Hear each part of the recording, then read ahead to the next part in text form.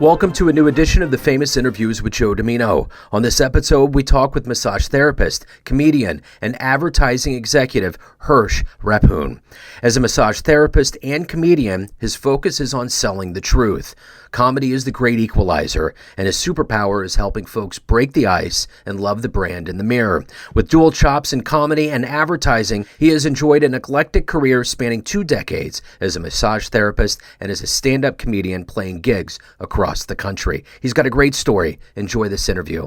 I'm good. How are you? I'm wonderful. Thanks for taking some time out today. Yeah, my pleasure. So before we get into your life of comedy and advertising and beyond, you seem like you're a community, people-driven kind of person.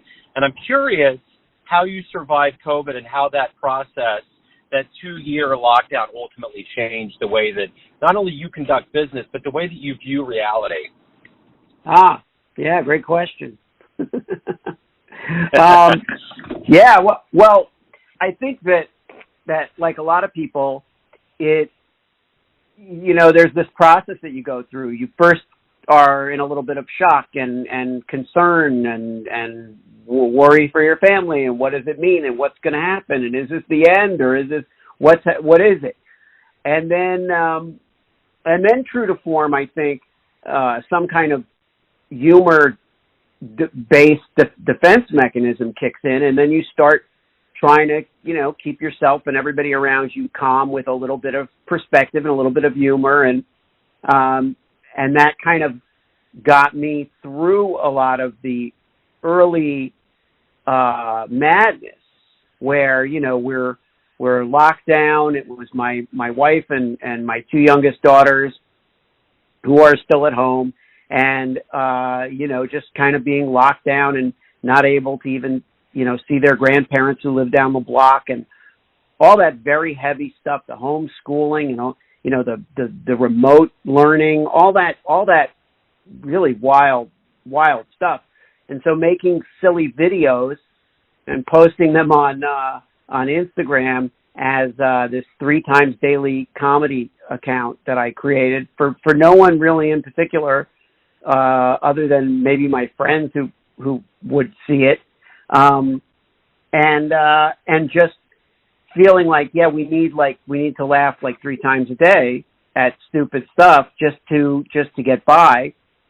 And then I think graduating into a sense of, okay, if we get through this, or when we get through this, it looks like we'll get through this. However we get through this, what's important?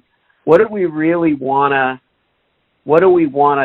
do with our time, since a lot of the work that had been planned didn't happen and is not likely to happen.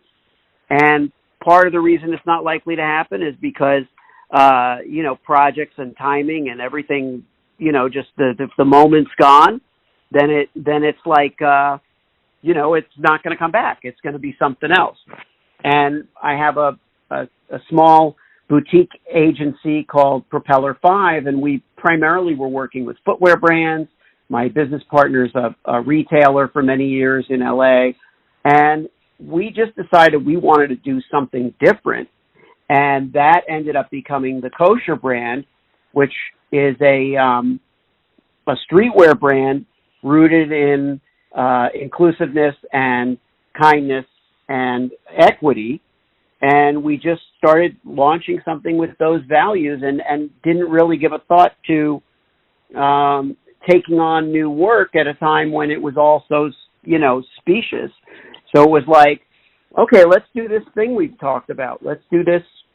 It's a for-profit streetwear brand, but let's create a nonprofit. Let's support artists. Let's, support, free speech. Let's support positive speech and constructive dialogue, and I think that's how I got through that tail end of that adventure, and how it transformed me, because I would not, almost certainly not, have come to that place without going through COVID.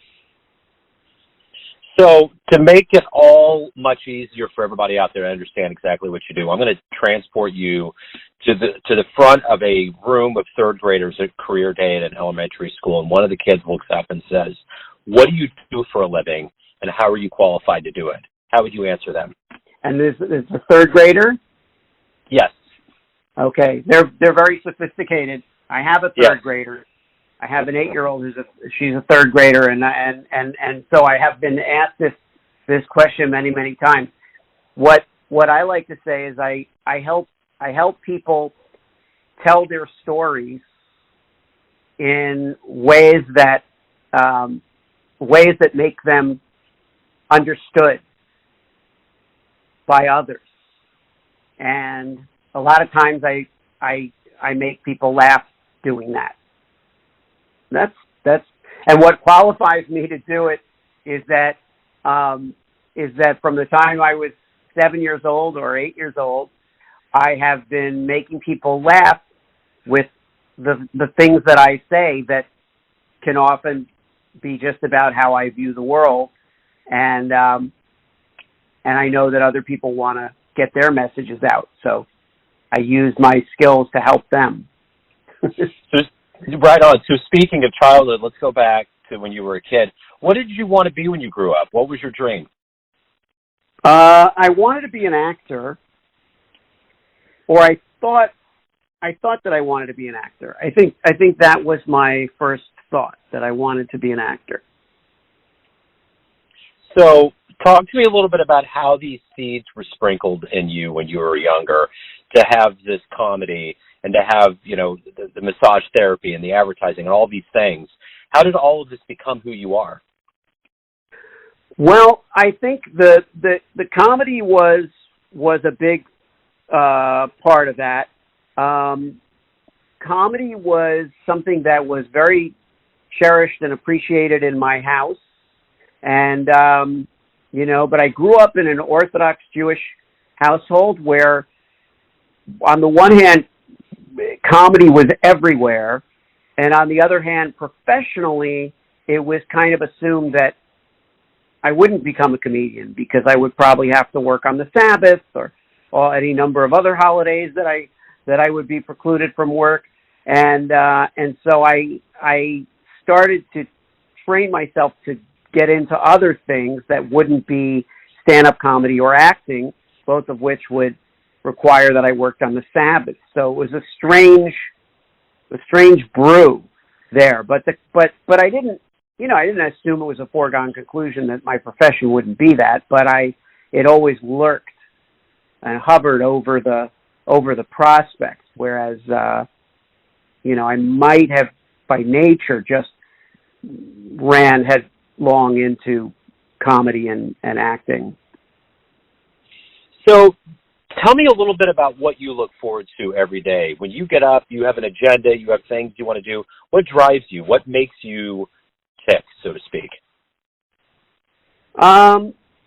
What makes me tick is that I have hit upon a formula that has been there for some time in my life, but that combines my skills and my tendencies in comedy with my experience and my instincts in branding.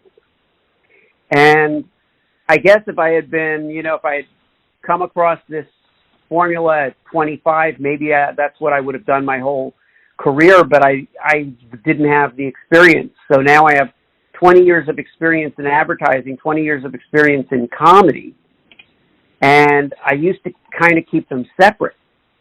And now I've just begun combining them in the form of Yes Brand, which is my new consultancy and my new podcast, and that's what drives me. Because when I get up in the morning, I want to propel that forward. I want to share that, and I want to do it methodically and effectively, and use all the smarts that I've gained from all the experience that I have. As a performer, there's always that moment, that night, that particular time. Was there a gig that you had, a comedy gig that you had that you remember to this day, that where you were just like, the crowd was right, you were right, everything was registering, and you've always remembered it? Oh, wow. Okay. There's two. The first gig that what I have to call a gig is in second grade, when I played the Scarecrow in The Wizard of Oz at my grammar school, and it just felt like it was destined to happen, and it was my first meeting with destiny. It was a strange thing. It was my favorite movie. I knew it by heart. I always identified with the Scarecrow, but I knew literally all the lines from the entire movie by heart. And I was sick the day that they cast it in second grade. And I told my mother, tell Mrs. Nestler, the teacher, tell her that I will play the Scarecrow or I won't participate in the show. Because she had said, oh, they cast the Scarecrow, but there's some other parts that, and I said, no, just tell her that I will do that part or I will do no part at all. And that wasn't really my personality, but I felt that strongly about it. And I felt that I really killed it. And I was in my element, and I was so totally engaged and at one with that role and that experience and that production and everything. So that was one. And then there are probably a couple of stand-up sets that stand out to me where there are a couple of standout moments in doing stand-up. One was at the Comedy Store in LA, where I was playing the original room, it's called, and I was just in the moment where everything flowed out of me, and the audience took everything as though it had been prescribed to them. And and you have those sets and you have those moments where you just kill, but it's like you're killing and you're going to continue killing, and you're just going to. It's a combination of having spent so many nights working on that material and the right audience being there and them being in the right mood. And so that was another big one. And it was a random night. There weren't any particularly high stakes, but. Right on. So let me ask you this. Who's been a hero for you, a role model, somebody that you've always looked up to that's fueled you in your life? Well, first and foremost, my dad. My dad was a hero to me in many ways. Most profoundly in terms of his integrity and his decency and warmth, and then combining that with his sense of humor and his own comedic timing and skill. Although he was an attorney, he was not a comedian. But I think his commitment to his family, his love of his family, and all of those things I described made him a hero to me. And so and then there are sometimes heroes that you don't know firsthand. Along the family lines, my mother's father, my paternal grandfather, who was a lieutenant colonel in the U.S. Army, a career officer in the Army, and passed away fairly young at 49. So I never met him, but I think I like my heroes, life-sized, like human size. It's not that they're superhuman or they are bigger than anybody else or they see themselves as bigger than anybody else. It's that they pour so much into the world that they can't help but have an impact. and at the same time, they're accessible. So that's what kind of makes a hero to me. So I'm going to up the ante a little bit here and ask you this. If you could meet anybody alive on the planet right now, who would you like to meet and talk to? Ooh, it's funny because as you get a little older, you stop fantasizing about that stuff. It's like I could probably have come up with an answer right away. You know. Oh, wait, I do know. Mel Brooks. Yeah. Mel Brooks. If I just have read his autobiography, All About Me, and I think, and he is a hero to me, you know, in many ways, and yet I've never met him, and I think, you know, that would be the one. If I had one, if I could just pick one living person that I want to meet, that would be it. Wonderful. So everyone out there has a perception of who they think you are, your family, your friends, your fans, your clients, but ultimately you live your life. What's your perception of you? Who do you think you are?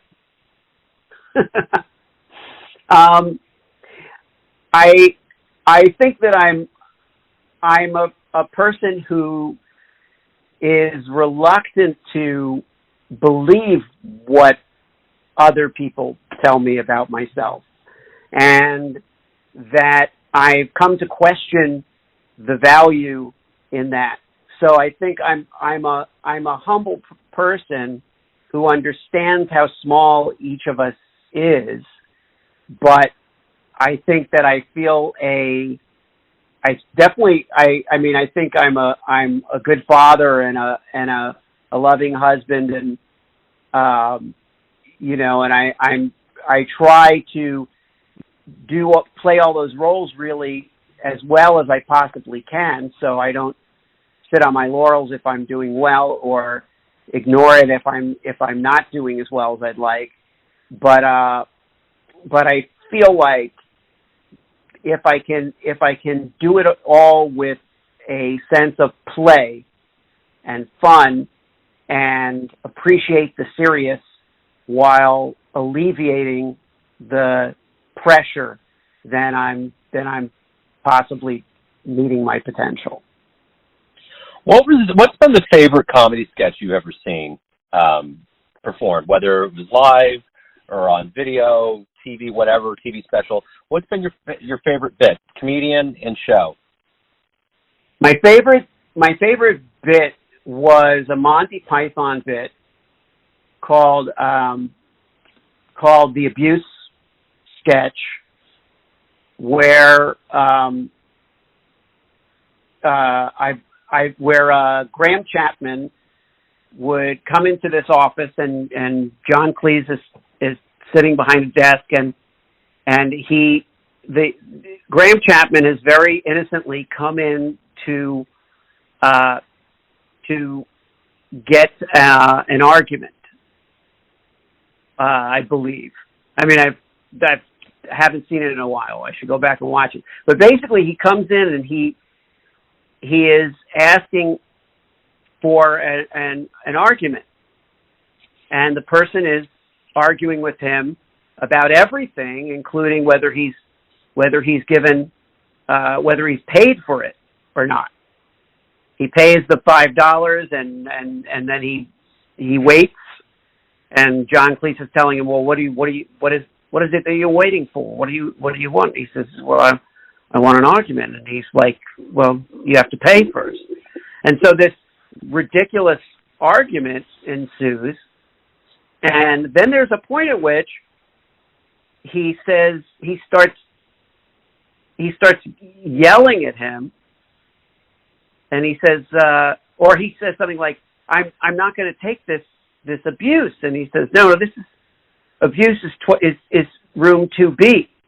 And it's this farcical idea of circular reasoning and misdirection. It just made such an impression on me. I apologize for not having the words of it at my fingertips, but it really is my favorite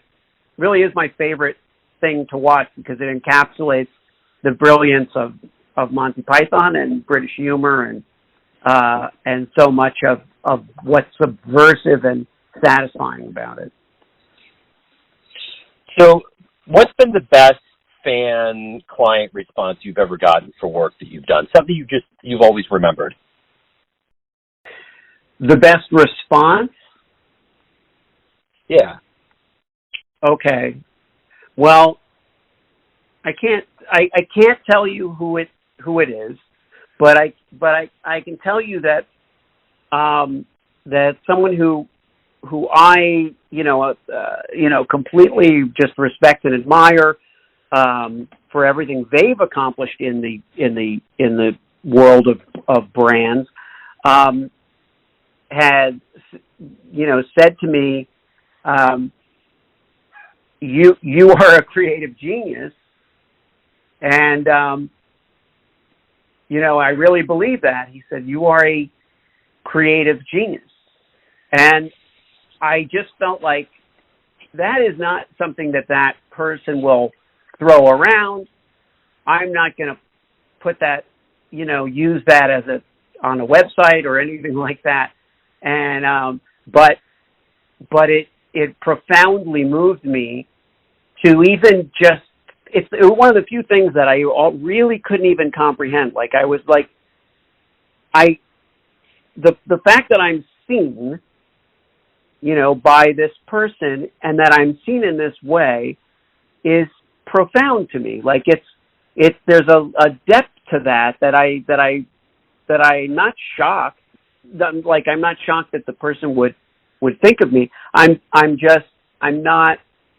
not prepared for that kind of praise, but at the same time, I'm glad to receive it because it spurs me on.